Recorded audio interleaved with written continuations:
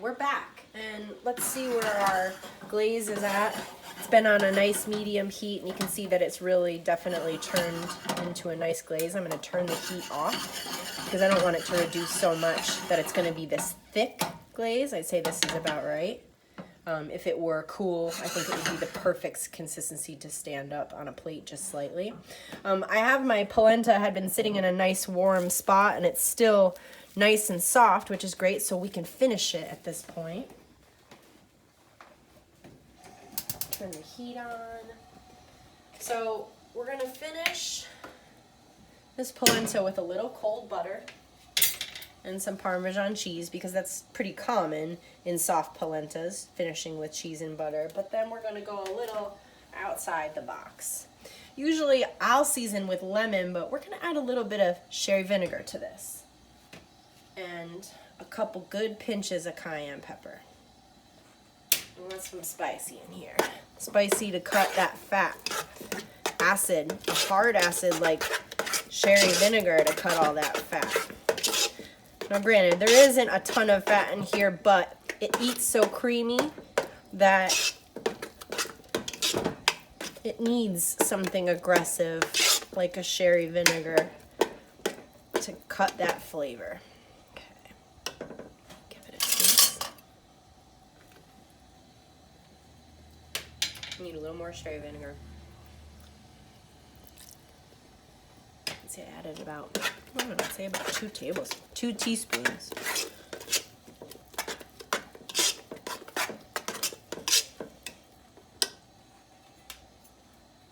Butter's almost melted. Another pinch of salt. I'm not getting enough heat, so I want 2 more pinches of cayenne pepper.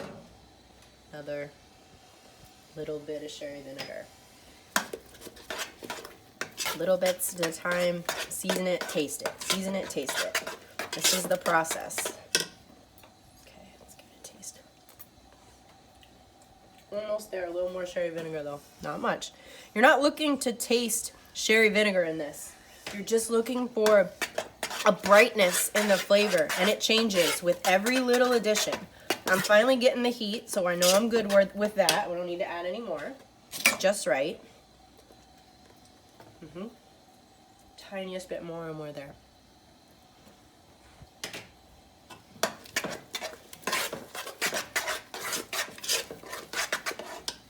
One more time. And one more. It's amazing how much it takes.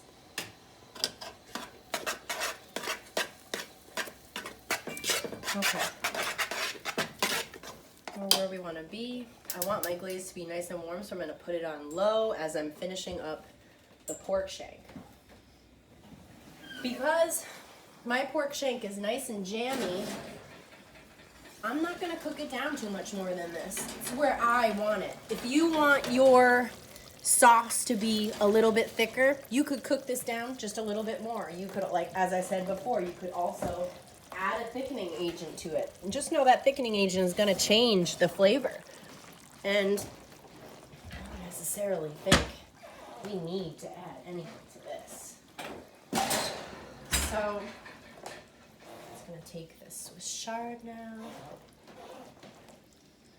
Notice I'm making sure to concentrate the chard on the edges of the pork shank, because I'm trying to fold it in and get it completely cooked by the braising liquid itself and the other vegetables.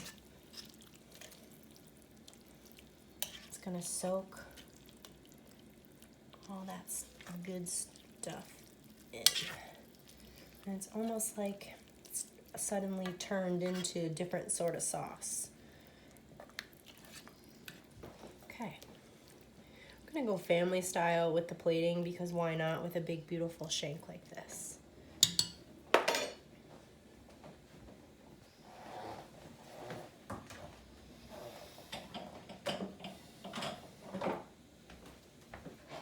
I'm gonna go straight over the pot just for a minute.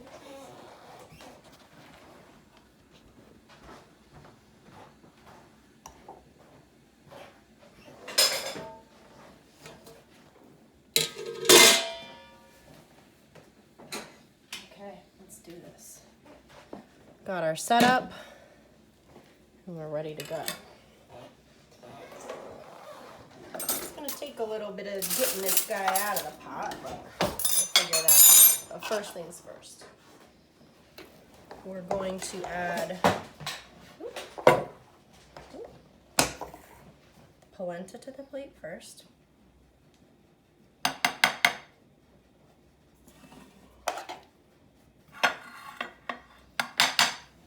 I'm not gonna go crazy. This does not have to be the biggest portion in the world.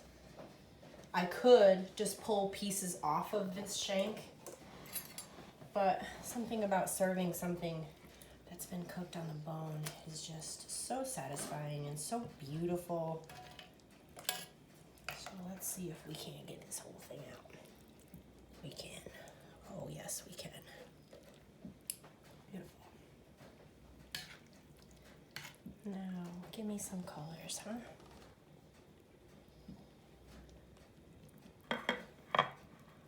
Now watch as I'm just kind of tucking it in.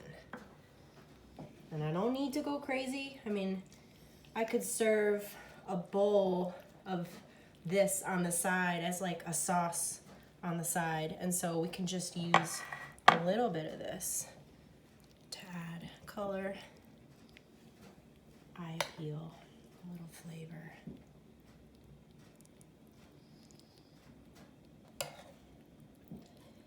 Be careful not to add things in even numbers or to do too much symmetry on a plate. Symmetry looks really, really unnatural to the eye. It looks placed, and therefore it's just something about it doesn't quite sit right with the eye in general. So you want to try and avoid doing like 4 different places. Maybe just choose 3 different spots that you want to start nestling some of the vegetables. But I'm definitely being deliberate with the color and the flavor. You know, I want to showcase the green. I want to showcase the orange. I want people to be able to eat the greens and taste the carrots, taste the tomato, find some of those leeks. You know, it's about the flavor, the way it looks. Every decision you make changes how it's going to be experienced. I think that looks a little bit too placed. So let's tuck him down there and pull this out. Just do a little tomato and some sauce. Just need sauce. And that's what it's really missing now. A little bit of the good braising jus over the top. And soon we're gonna start garnishing. Maybe a little bit more greens, but I do think greens served on the side would be nice with this. Yeah, some greens on the other side of the plate. I'm having a hard time seeing. Plating backwards. Yes, perfect. Okay.